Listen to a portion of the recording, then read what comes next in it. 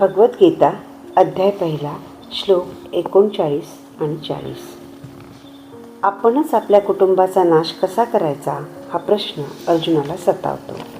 आपल्या मनातील हे वैचारिक युद्धच जणू श्रीकृष्णाला तो सांगतो. श्लोक 39. कुलच्छये प्रणश्यन्ति कुलधर्मा सनातनः धर्मे नष्टे कुलं कुत्समधर्मो विभवत्युत.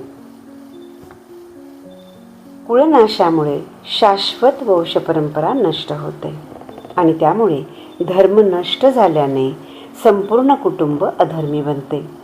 कुटुंबाच्या धार्मिक कार्यात बदल होऊन सारे कुटुंब अधर्म करण्यात गुंतले जाते.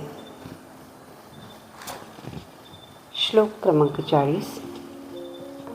अधर्माभिभवात् कृष्ण प्रदुष्यन्ति कुलस्त्रिया स्त्रीषु दुष्टासु वार्ष्णेय जायते वर्णसंकर.